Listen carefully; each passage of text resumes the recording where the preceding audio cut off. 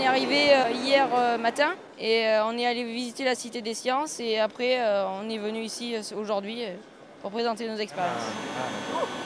Dans cette édition, c'est la première fois qu'il y a un grand concours pour les collèges au niveau national. À peu près 5000 jeunes ont été impliqués dans le concours. Pratiquement toutes les académies ont eu un concours au niveau académique et ont sélectionné un finaliste. Et donc on a 24 groupes qui sont issus de toutes ces académies qui se retrouvent aujourd'hui, associés à 10 finalistes des lycées. Donc c'est 34 groupes qui représentent un peu plus de 100 élèves sont en compétition aujourd'hui pour 3 grands prix internationaux et un grand nombre de prix d'entreprises et de partenaires. On essaie de déterminer la géologie de la surface de la Lune. Notre but, ça a été d'essayer de retrouver la structure de la matière. Donc on a essayé de modéliser à plus grande échelle les interactions entre la lumière et la matière pour pouvoir retrouver la structure. On part sur le principe de la photoacoustique, donc le fait de créer un son grâce à la lumière. Et grâce à ça, ça va nous permettre d'identifier des tableaux, enfin les pigments des tableaux. On a simulé des projections de sang, un puits de tir pour la balistique, on a un logiciel de comparaison pour les empreintes digitales. Pour l'ADN, donc on a fait une méduse ADN. C'est vraiment un véritable plaisir de voir des collégiens, des lycéens faire de la science avec autant de passion, de voir le plaisir qu'ils peuvent éprouver à nous présenter les résultats qu'ils ont obtenus, les manipulations qu'ils ont faites pour découvrir par eux-mêmes certains phénomènes physiques, scientifiques, technologiques, enfin, dans tous les domaines des sciences.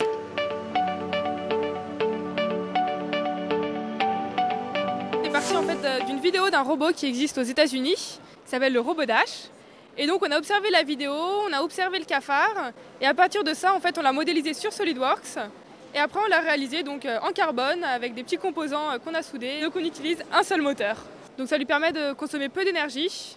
Et donc d'inscrire notre robot dans le biomimétisme, qui est une discipline qui consiste à imiter la nature pour développer des solutions viables qui utilisent un minimum d'énergie. Moi, ce que je remarque, c'est qu'on va vers un couplage de plus en plus fort entre la science et la résolution des problèmes de société.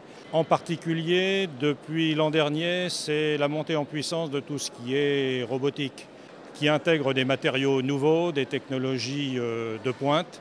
Et ce qui est remarquable, c'est de voir que le lycée, maintenant, est capable de prendre en charge ces technologies, de les intégrer dans la pédagogie et surtout de rendre les jeunes acteurs au niveau pédagogique.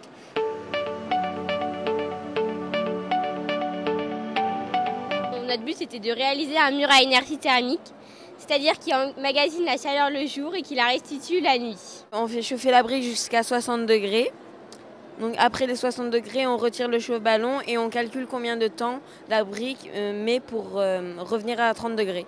Maintenant, on voit que ces technologies pénètrent et la pédagogie qu'elles tirent est une pédagogie positive et puis bien adaptée à la psychologie des jeunes du XXIe siècle qui ont envie de s'investir, d'agir et surtout de mobiliser leur savoir pour résoudre des problèmes sociétaux vitaux. Le développement durable, l'accès aux soins, l'accès à l'énergie, l'accès au transport, l'accès à l'alimentation. Ça, ce sont de bonnes entrées qui motivent leur intérêt pour les sciences et on le voit à l'occasion de ces géniales.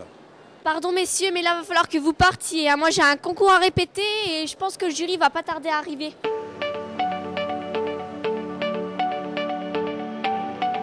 Alors le jury est assez varié puisque toutes les disciplines sont représentées, ça va des SVT aux mathématiques, à la chimie, à la physique, aux sciences de l'ingénieur. Donc le jury est donc multidisciplinaire. Cette multidisciplinarité est intéressante puisqu'en fait on n'a pas les mêmes critères d'évaluation. En recoupant les différentes appréciations, on arrive à des résultats assez intéressants, mais généralement ça dévie pas trop.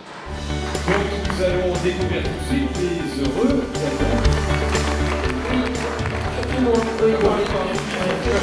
Félicitations à tous et à toutes. Merci à tous nos partenaires. Vous avez fait un magnifique travail sur les spectres. Et tous les jeunes qu'on a vus aujourd'hui, une passion pour ce qu'ils ont fait. Quand il y a un problème, c'est pas qu'il y a eu trop de science. Il n'y a pas eu assez de science.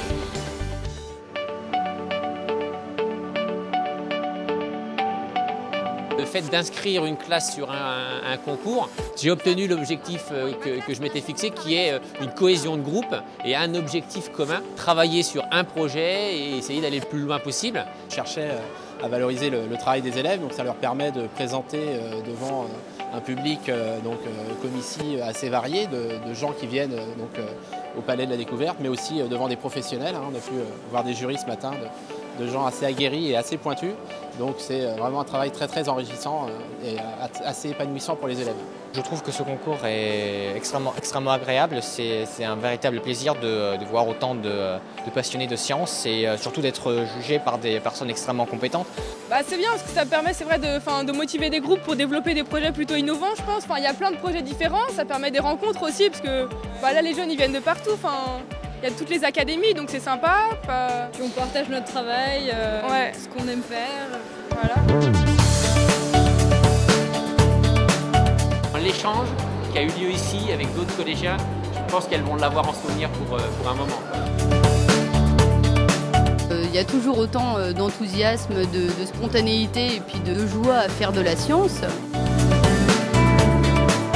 C'est vraiment un énorme plaisir de participer à ce jury parce qu'il y a l'authenticité dans toute cette présentation. C'est vraiment un message d'espoir très positif pour l'avenir.